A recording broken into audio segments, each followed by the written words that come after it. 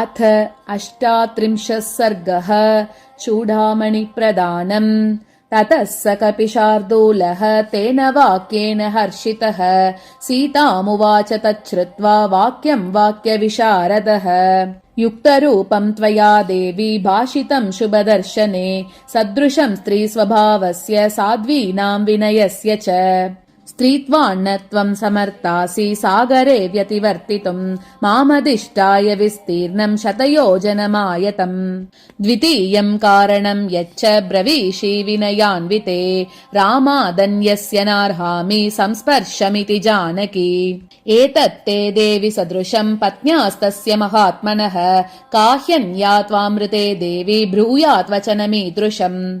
श्रोष्यते चैव काकुत्स्थः सर्वं निरवशेषतः चेष्टितं यत्त्वया देवी भाषितं च ममाग्रतः। कारणैर्बहुभिर्देवी रामप्रियचिकीर्षया स्नेहप्रस्कन्न मनसा मयैतत्समुदीरितम्। लङ्काया दुष्प्रवेशत्वाद् दुस्तरत्वान्महोददेः सामर्थ्यादात्मनश्चैव मयैतत्समुदीरितम्। इच्छामि त्वां समानेतुम् अद्यैव रघुबन्धुना गुरुस्नेहेन भक्त्या च नान्यतैतदुदाहृतम्।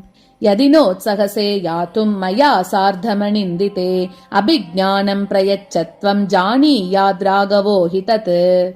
एवमुक्ता हनुमता सीता सुरसुतोपमा उवाच वचनं मन्दं बाष्पप्रग्रदिताक्षरम्। इदं श्रेष्ठमभिज्ञानं ब्रूयास्त्वं तु मम प्रियं शैलस्य चित्रकूटस्य पादे पूर्वोत्तरे पुरा। तापसाश्रमवासिन्याः प्राज्यमूलपलोदके तस्मिन् सिद्धाश्रमे देशे मन्दाकिन्याय दूरतः। तस्योपवनषण्डेषु नानापुष्पसुगन्धिषु विहृत्य सलिलक्लिन्ना तवाङ्गे समुपाविशम्।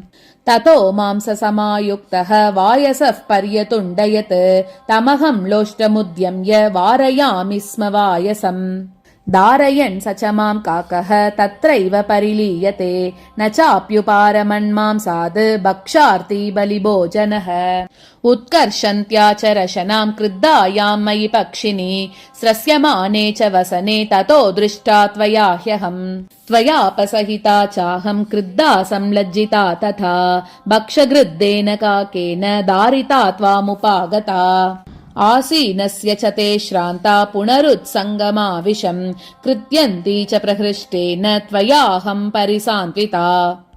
बाष्पपूर्णमुखी मन्दं चक्षुषी परिमार्जति लक्षिताहं त्वया नाथ वायसेन प्रकोपिता। परिश्रमात् प्रसुप्ता च राघवाङ्गेभ्यहं चिरम् पर्यायेण परसुप्तश्च ममाङ्गे भरदाग्रजः स तत्र पुनरेवाथ वायसः समुपागमत्। ततः सुप्तप्रबुद्धां मां राघवाङ्कात् समुत्थितां वायसः सहसा गम्य विररादस्तनान्तरे।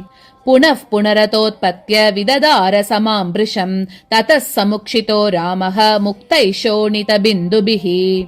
वायसेन ततस्तेन बलवत् क्लिश्यमानया समया बोधितः श्रीमान् सुखसुप्तः परन्तपः। समां दृष्ट्वा महाबाहुः वितुण्णां स्तनयोस्तदा आशीविष इव क्रुद्धः श्वसन् वाक्यमभाषत। केन तेनागणासोरु विक्षतं वै स्तनान्तरम् कः क्रीडति सराशेन पञ्चवक्त्रेण भोगिना। वीक्षमाणस्ततस्तं वै वायसं समुदैक्षत नखैः सरुधिरैस्तीक्ष्णैः मामेवापि मुखं स्थितम्। पुत्रः किल स शक्रस्य वायसः पततां वरः दरान्तरगतः शीघ्रं पवनस्य गतौ समः। ततस्तस्मिन् महाबाहुः कोपसंवर्तिते क्षणः वायसे कृतवान् क्रूरां मतिं मतिमतां वरः।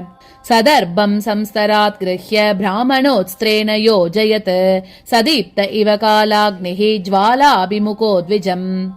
सतं प्रदीप्तं चिक्षेप दर्भं तं वायसं प्रति ततस्तं वायसं दर्भः सोऽम्बरेणु जगामतम्। अनुस्मृतस्तथा काकः जगाम विविधां गतिम् त्राणकाम इमं लोकं सर्वं वै विचचारः। सपित्रा च परित्यक्तः सुरैः सर्वैर्महर्षिभिः त्रीन् लोकान् सम्परिक्रम्य तमेव शरणं गतः। सतं निपतितं भूमौ शरण्यः शरणागतं वदार्हमपि काकुत्स्थः कृपया पर्यपालयत् परिद्यूनं विषन्नं च सतमायान्तमब्रवीत् मोघं कर्तुं न शक्यं तु भ्राममस्त्रं तदुच्यताम् हिनस्तु दक्षिणाक्षित्व चर इत्यतसोऽब्रवीत् ततस्तस्याक्षिकाकस्य हिनस्ति स्म स दक्षिणम् तत्त्वा स दक्षिणम् नेत्रम् प्राणेभ्यः परिरक्षितः तथा प्रभृतिकाकानाम् एकमक्षीति विश्रुतम् स रामाय नमस्कृत्वा राज्ञे दशरथाय च विसृष्टस्तेन वीरेण प्रतिपेदे स्वमालयम् मत्कृते काकमात्रे तु ब्रह्मास्त्रम् समुदीरितम् कस्माद्यो माम् हरे त्वत्तः क्षमसे तम् महीपते स कुरुष्व महोत्साहः कृपाम् मयि नरर्षभ त्वया नाथवती नाथ ह्यनाथा इव दृश्यते आनृशंस्यम् परो धर्मः त्वत्त एव मया श्रुतः जानामि त्वाम् महावीर्यम् महोत्साहम् महाबलम् अपारपारमक्षोभ्यम् गाम्भीर्यात् सागरोपमम् भर्तारम् ससमुद्रायादरण्यावासवोपमम् एवमस्त्रविदाम् श्रेष्ठः सत्यवान् बलवानपि किमर्थमस्त्रम् रक्षस्सु न योजयति राघवः न नागानापि गन्धर्वा नासुरा न मरुद्गणाः रामस्य समरे वेगम् शक्ताः प्रतिसमीहितुम् तस्य वीर्यवतः कश्चित् यत्यस्ति मयि सम्भ्रमः किमर्थम् न शरैस्तीक्ष्णैः क्षयम् नयति राक्षसान् भ्रातुरादेशमादाय लक्ष्मणो वा परन्तपः कस्य हेतोर्न माम् वीरः परित्राति महाबलः यदि तौ पुरुषव्याघ्रौ वाय्वग्निसमतेजसौ सुराणामपि दुर्दर्शौ किमर्थम् मामुपेक्षतम्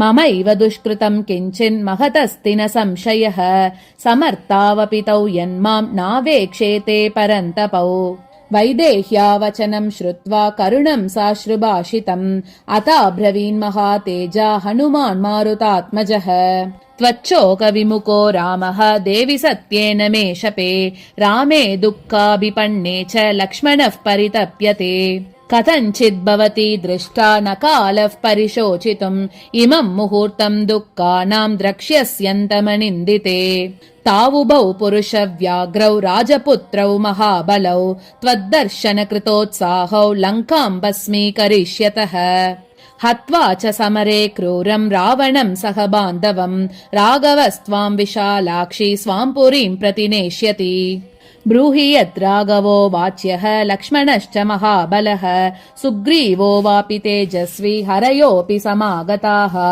इत्युक्तवती तस्मिंश्च सीतासुरसुतोपमा उवाच शोकसन्तप्ता हनुमन्तम् प्लवङ्गमम् कौसल्यालोकभर्तारम् सुषुवेयम् मनस्विनी तम् ममार्थे सुखम् पृच्छ शिरसा चाभिवादय स्रजश्च सर्वरत्नानि प्रियायाश्च वराङ्गणाः ऐश्वर्यम् च विशालायाम् पृथिव्यामपि दुर्लभम् पितरम् मातरम् चैव सम्मान्याभिप्रसाद्य च अनुप्रवराजितो रामम् सुमित्रायेण सुप्रजाः आनुकूल्येन धर्मात्मा त्यक्त्वा सुखमनुत्तमम् अनुगच्छति काकुत्स्थम् भ्रातरम् पालयन् वने सिंहस्कन्दो महाबाहुः मनस्वी प्रियदर्शनः पितृवत् वर्तते रामे मातृवन्माम् समाचरन् ह्रियमाणाम् तदा वीरः न माम् वेद स लक्ष्मणः वृद्धोपसेवी लक्ष्मीवान् शक्तो न बहुभाषिता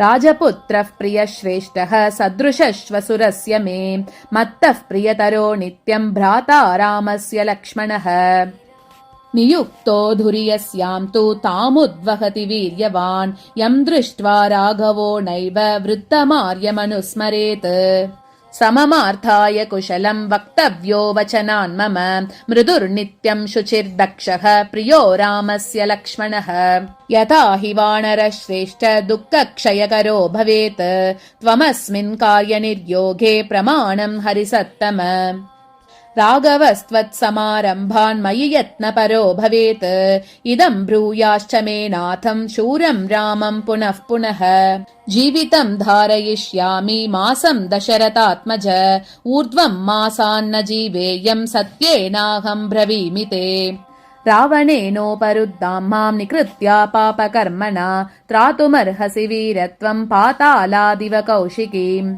ततो वस्त्रगतम् मुक्त्वा दिव्यम् चूडामणिम् शुभम् प्रदेयो राघवायेति सीता हनुमते ददौ प्रतिगृह्य ततो वीरः मणिरत्नमणुत्तमम् अङ्गुल्या योजयामास न ह्यस्य प्राभवद्भुजः मणिरत्नम् कपिवरः प्रतिगृह्याभिवाद्य च सीताम् प्रदक्षिणम् कृत्वा प्रणतः पार्श्वतस्थितः हर्षेण महता युक्तः सीतादर्शनजेन सह हृदयेन गतो रामम् शरीरेण तु विष्टितः मणिवरमुपगृह्य तम् महार्हम् जनकनृपात्मजया धृतम् प्रभावात् गिरिरिव पवनावधूतमुक्तः सुखितमनाः प्रतिसङ्ग्रमम् प्रपेदे इति श्रीमद् रामायणे सुन्दरकाण्डे 38 सर्गः।